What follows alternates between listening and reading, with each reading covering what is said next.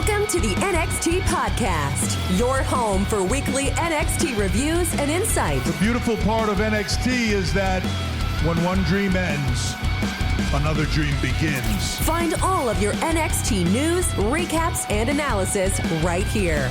So with that being said, we only have one question for you. Are you ready? We thought so. Let's get the show started right now. All right, everyone. This is Memphis Mark coming to you from Mullet Manor. And we're going to do the NXT from the 25th of October, and it is the after party from Halloween Havoc. And, which was a pretty good show. Well, I didn't grade it. We ain't going to go into it, but, Braun is still the champ. The ladies, well, they didn't, okay. We'll just go into the show. How about let's just go straight in to the NXT review. And they start off the show with good 3 to 5 minutes of promo and going back over Halloween Havoc. And everything's good. Of course, the graphics, everything is always fantastic on here. But they start the actual show out with Chance and Carter going against Lions and Storm. So you've got the champs against the challengers, and man, oh man, this was a good match.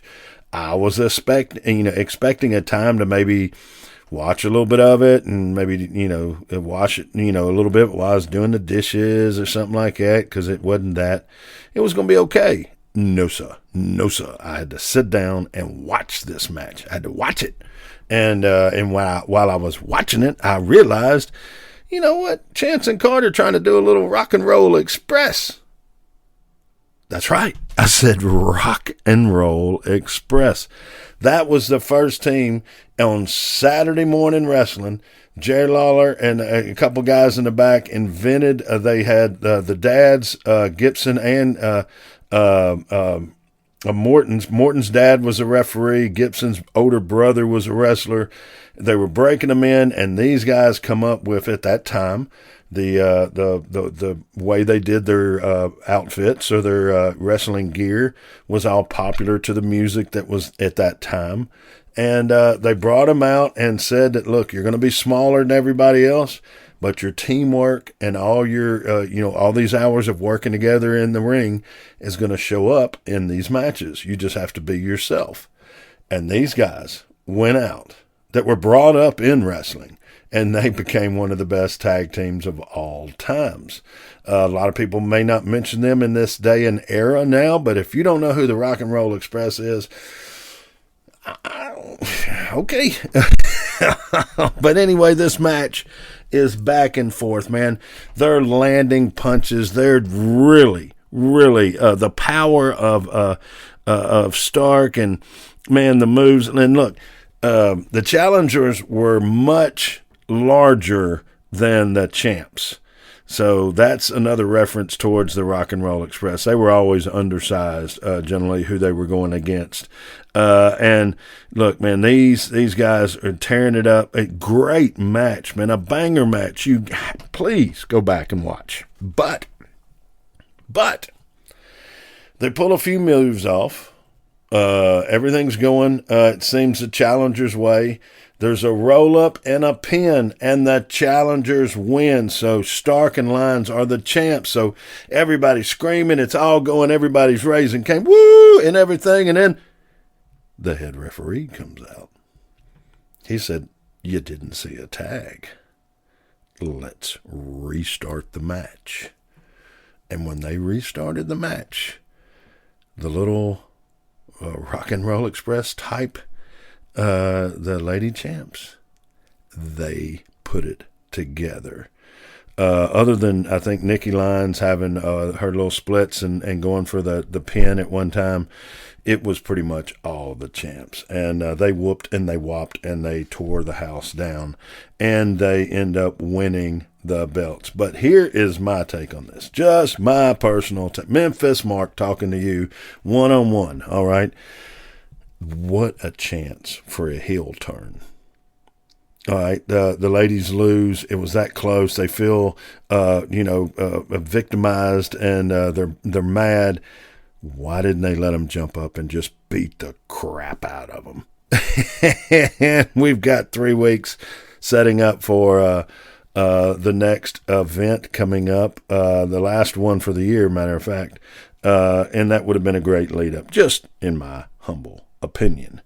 But then they go into a Dragunov promo. The Tsar pretty much says that he needs to rule or get rid of the cancer in the grass, and that is JD.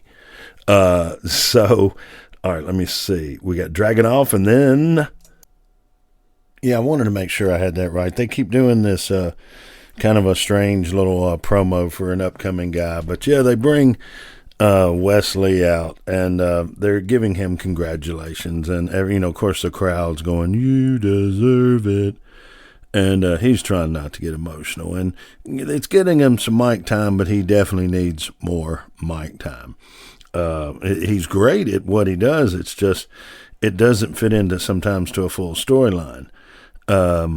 He seems too honest about some things, trying to be too real and not being able to pull everything in on that. But that's just my opinion, and he's a heck of a talent, and I love him.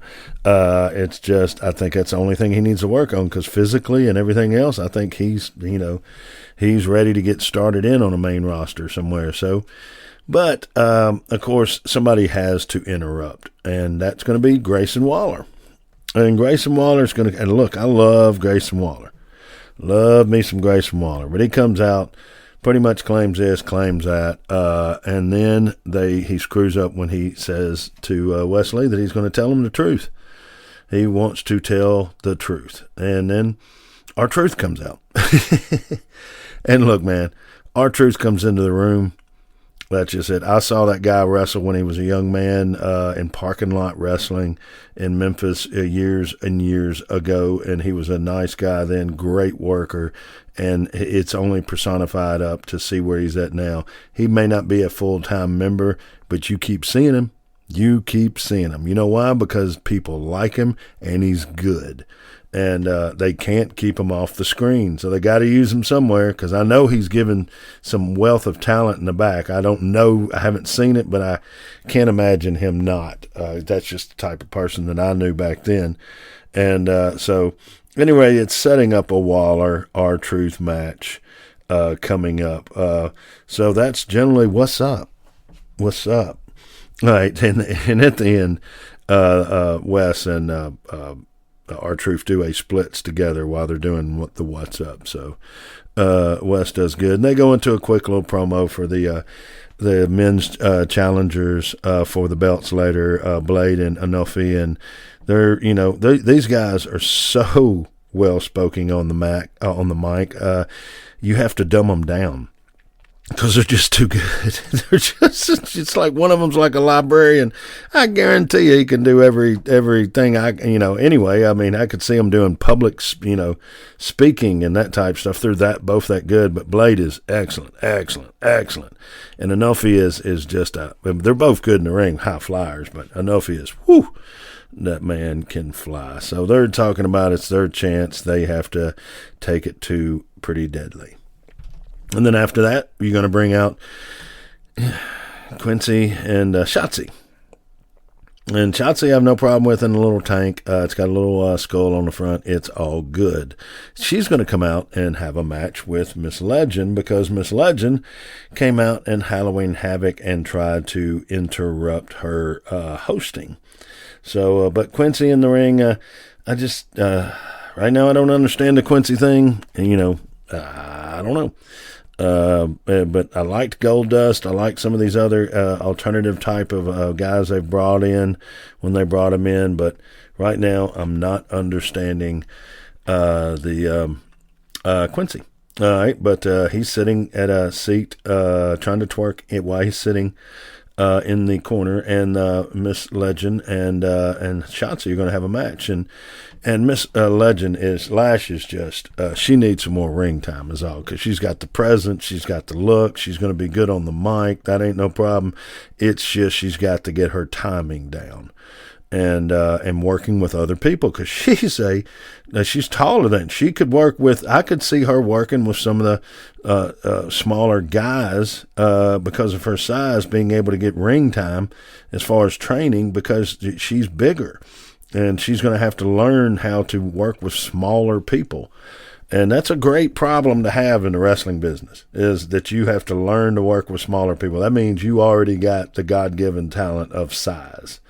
And Shotzi does good in this. They got to make her look good. But and later on, I'll talk about when somebody's doing a move and you're setting it up, and that period of time before the move's done, whatever it may be, and you got to sell the fact that you don't know where they're at and what's about to happen to you. And too many people turn and look at who's getting ready to do the move. Don't like that. Don't like that at all. But and that's kind of where Lashes just needs a little help in. But man, when she puts that boot on Shotzi and everything, it's freaking great. But they have Quincy come out and interfere, and he does his little thing, and it distracts Lash, and she turns around. Shotzi gets her, and Shotzi's able to win this match. That's just, I'm just going to leave that one alone. I'm just nothing good that I'm going to say that's going to be good. Shotzi wins. So let me see, from Shotzi, we go to we're about time for the Diamond Mine. You've got Julius and Brutus, and they're thanking each other. Brutus is thanking him that he didn't cost the career of Brutus by losing Julius, that may be, or that is. And they come out and they do some mic work, and it's okay. And actually, at the end of it, Brutus does some good mic work. Julius is pretty good. He's getting there. He's got the look. He's got the moves. Julius, if they're going to keep them together like the modern-day Steiners or something like that, they're going to be okay, because Rick was okay on interviews, but Scott, it took him until he became Big Papa Pump to where he really did good promos. And so these guys are good. They bring DK out, but it's supposed to be Brutus gets 5 minutes with DK. And Julius, I don't think, is cleared, and then DK lets us know that he's not cleared, so it'll have to wait. But Brutus lets everybody know that the longer you make me wait, the worse this butt whooping's going to be. So, pretty good little promo, good little setup. I can't say anything wrong like that. And I was surprised Brutus is finally getting a little bit better on the mic. So that is a positive for everyone coming up. But we're going to go from there. Let me see. What am I? Sometimes I just miss things. That was a great little interview, and at the end of it, everything's cool. But what happens? You had Via and Sanjay jump in and whoop now the Creed brothers. That's right. They whooped them. They threw them around, and at one time, Sanjay seemed like he didn't want to put the move on, but he did, but Sanjay come on, and Veer, they backed out of the ring in their suits. They look good. This could be a start of something in the tag team division. Then they go into a toxic promo. Let me see, you got Gigi by the pool, Mandy and her Rover, and Juicy in the gym, and they do their little promo of how they did this, they did that, and they're going to have a celebration next show for the 1 year anniversary. Okay. But then you go into a Pretty Deadly promo real quickly. Or no, you don't do that. You go from there. You go actually straight into the men's tag team championship, and so you got Anufi and Blade coming out to go against Pretty Deadly, and Pretty Deadly does a promo before, and it's just it's okay. They're pretty deadly, and they do a good interview. But man, this match, whoa, this match was freaking awesome. It blew me away. I was surprised. I could not believe. Look, these high flyers are going to, they're getting their time on screen, and they're going to take advantage of it. Did not think of this, though. These guys were barn burners. They were freaking everywhere, and Pretty Deadly is Pretty Deadly. They come out. They're great. I mean, they're a great tag team. They've got a good gimmick. Everything is good in their world. But the only way they can show how good they are is they have to have competition that pushes them, so both tag teams really shine. And whoa, did this one shine. Man, and then, look, they get off, Blade and Alfie get off to a quick start, and they're doing everything in the world. But, man, how do I try to explain any of this? It's close to, okay, they can't choreograph or write out a match like this, but it looks so good that you thought somebody told everybody what to do. You cannot train to do a 10-minute match or an 8-minute match. You just can't. I mean, it sounds like, sure you can. No, you can't. There's too many moves, too many things that can go wrong, and you can make yourself look terrible if you try to lay a match out like that. I've seen promotions do that. No. These guys were good. And on the borderline, great.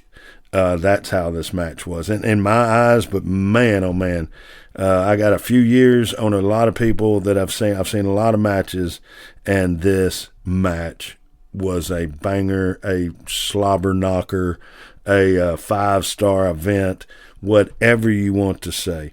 From Pretty Deadly doing little things like one of them grabs the ankle of the other when when he tags, that way the other guy doesn't get close to tagging his opponent, to the way Blade and Alfie come out with just a succession of moves after moves after moves, Pretty Deadly on their heels.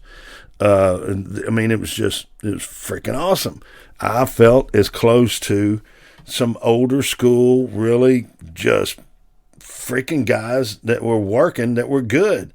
And I mean, the combination moves. Of course, everybody knows their own moves, but you've got to have somebody that can take that move and sell that move to set you up for the other move. Well, these guys sold it, got credit, did whatever they needed to do. Both sides were just freaking awesome. I mean, look, I might go to say that as far as tag teams and NXT matches that I've seen, this might be one of the best. I mean, that myself and I have seen. Man, it was great. It was a high-flying match. I mean, in the end, Pretty Deadly is going to get a chance and do their spilt milk move, and they win it. But it's with not with controversy, but it's with, you know what I mean. It was a freaking great match. It was good. I mean, go watch it. Just go watch it. Okay, from there, we go into a JD McDonagh promo, and he's pretty much letting everybody know that he is the necessary evil. And he's not going to take it anymore. No, he sets up a good promo for the ending the main event with Dragunov. But then we go to Schism, and they're going to unveil the new member, the Red Hoodie. And they come out, and they've got masks on. The masks look really cool under the dark lights, but they get up, and it's a version of their smiley face with a New Orleans-style mime mouth. But let me see, how can I put this? Fowler and Reed are both great. They're great, but this is the way I like to call them. The guy with a bad eye, he comes out, and he does a great spill. And the Christian kind of looking like guy. He does a good little, and I know that has to be written out and they practiced it, but they did a good job. When you go to an opera or a play, these guys can read out stuff and make it sound so good. And the way they were spilling that crap, it had to be laid out for them. But Gacy, everybody does good. But who is the Red Hoodie? Well, it's Ava Raine. Ava Raine. It's about to rain up in here. And they all pretty much say, 4 roots, 1 tree. Okay. Well, good, but no, a good promo. They do really good.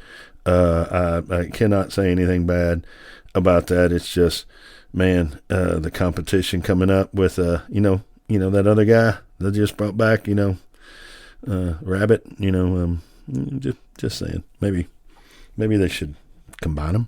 I don't know. Maybe. I don't know. All right. So we go from there.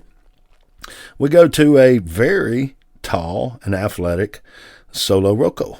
And she looks great, man. She's jacked. I didn't realize she was so tall. She looks like an up-and-coming champion. Everything's great. Her mic skills are okay, need a little work, but then Indy Hartwell comes out. And Indy Hartwell has become sort of a badass lately, and you might want to, in those promos, you might, Solo doesn't worry about her and everything, so she pretty much says, all you got to do is win. And so they go out and they do their match. And Solo is going to put on a move or two, but then freaking Miss Hartwell just whoops her ass. It's just no other way to put it. And then they do a creepy message left to NXT's, I guess their phone bank or whatever, that it's from Scripps, and he's saying that he's coming.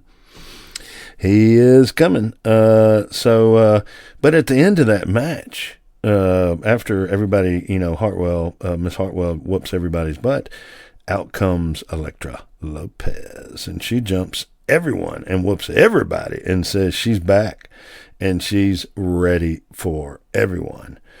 Okay, let me see. We go from there. We go to Chase U, baby. And it seems that Brody is missing. And Duke comes in and says he was looking for Brody, but he seems to have not been able to find him. But he brings Mr. Chase an apple.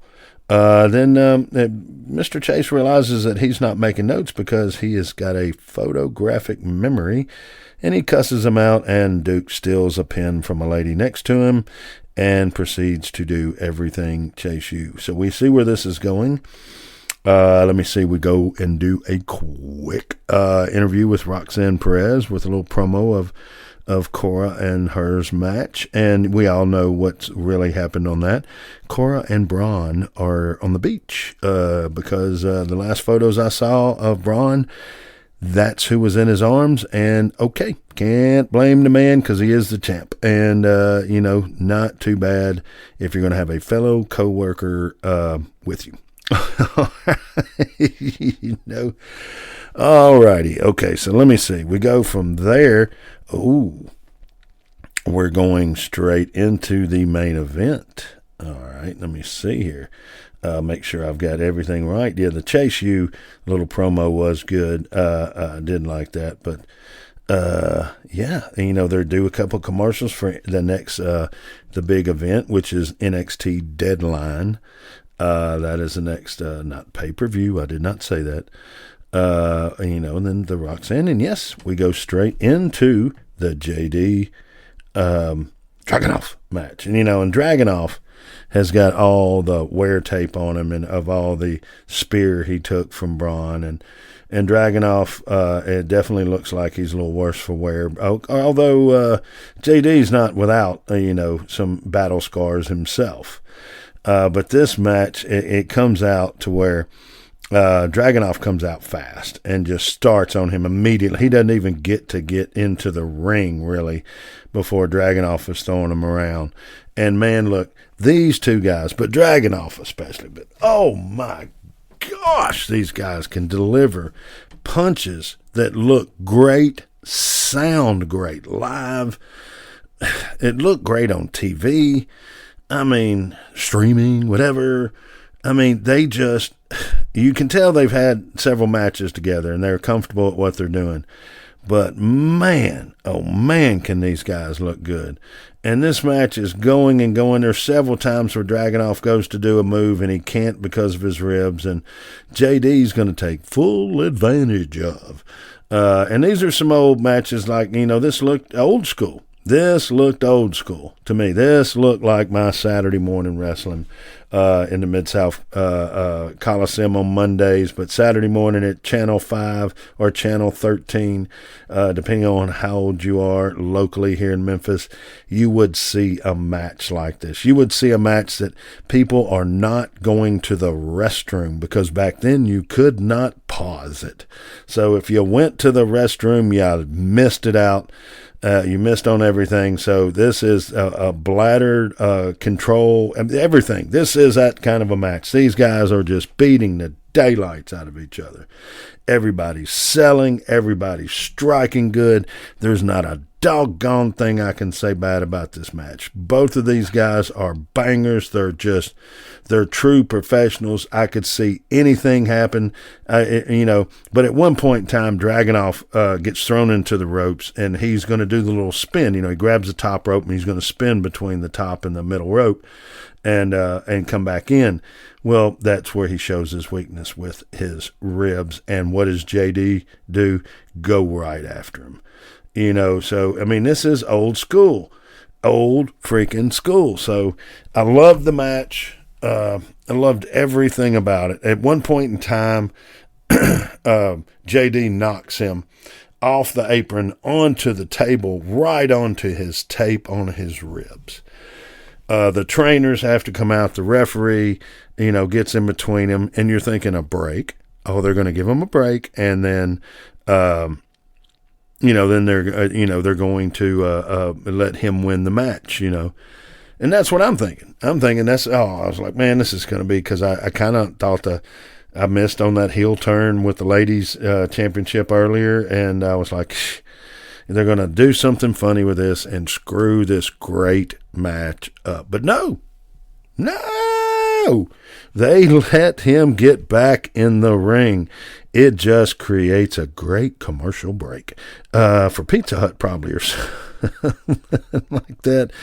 I don't know, but these guys are going at it back and forth, and the match, Dragunov does every time he's going to do a power move that you would think that should hurt your ribs. Well, you know what? It does.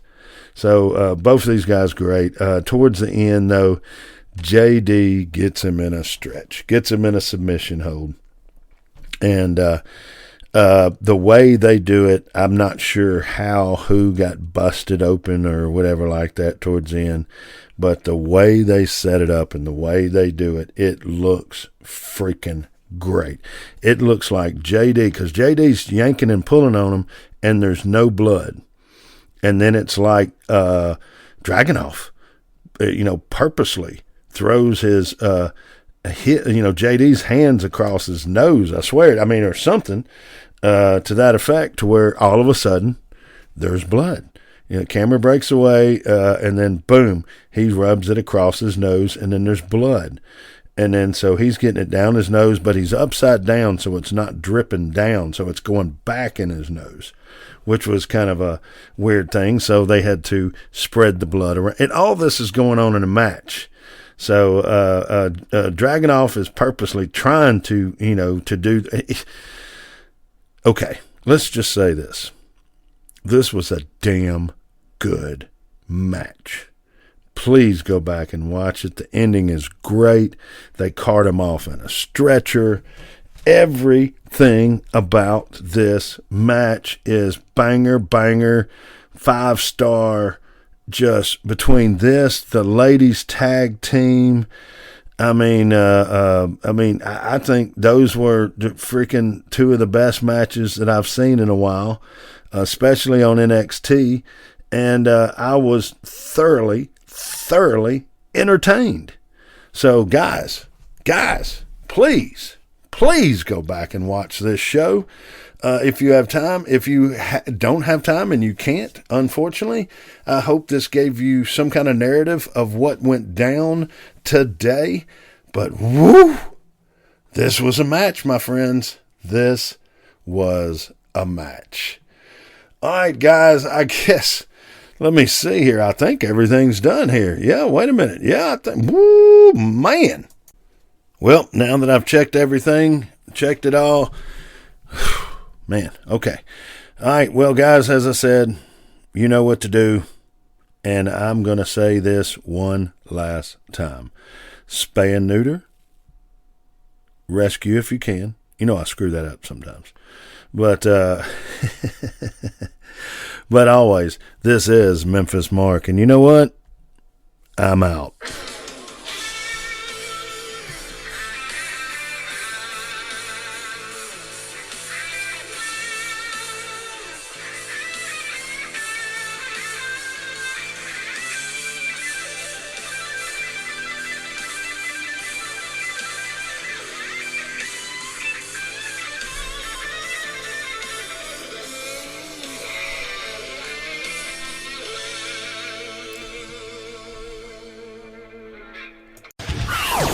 Thanks for listening to the WWE Podcast. Don't forget to subscribe on your favorite podcast app so you don't miss a show, or head to WWEpodcast.com. And for all of these shows ad-free, head over to patreon.com/WWE Podcast. Until then, we'll see you next time.